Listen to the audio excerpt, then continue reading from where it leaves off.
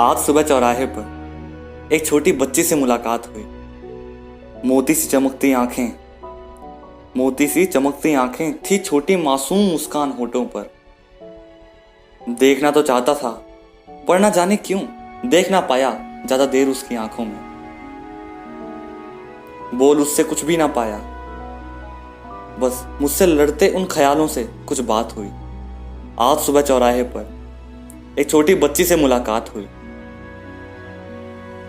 अपनी इंसानियत और सभ्यता पर बड़ा गर्व है ना हमें, और इस मामले में तो ये देश पूरे विश्व में मशहूर है। अगर हम इतने ही सभ्य हैं तो क्यों ये मासूम सी बच्ची तड़पती धूप में कुछ गुब्बारे बेचने को मजबूर है।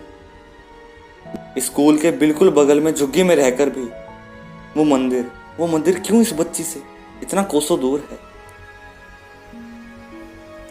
ऐसे ही ना जाने लाखों सवालों की बाढ़ आने को ही थी।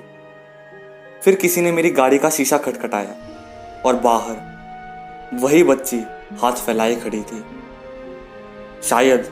शायद इस बदलते भारत की एक खोखली मूरत असहाय पड़ी थी।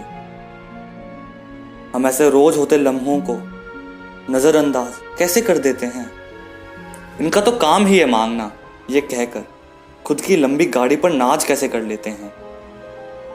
लेकिन उनके पास भी अगर इतना ही होता तो मेरे दोस्त शायद हाथ ना फैलाते। लोगों की गाली सुनने की जगह शायद वो भी इज्जत की एक वक्त की रोटी खाते। पर क्या करें, आदत सी हो गई हर चौराहे पर जो दिखते हैं। पर क्या कभी यूं सोचा है कि हमारे आसपास हालात इतने बिगड़ गए कि अब ऐसे बेसहारा हर चौराहे पर दिखते हैं, और सारी योजनाएं फाइलों तक ही सीमित नहीं रह गई। इसके सबूत उनके एक एक कटोरे में मिलते हैं। एक रोटी ही सही, पर बांट कर खाने का वो नारा शायद बस परिवार के 4 जनों तक सिमट कर ही रह गया, या शायद बस खुद की जेब भरने की भूख में कहीं खो गया है।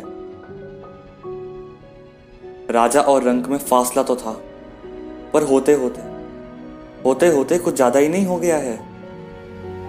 मैंने तो सुना था कि आदमी फल वैसा ही पाएगा जैसा बीज वो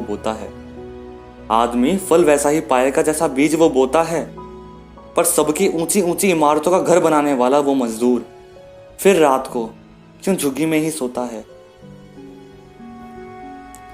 वो छोटी बच्ची शायद हर एक की आंखों में मैं स्कूल क्यों नहीं जा सकती,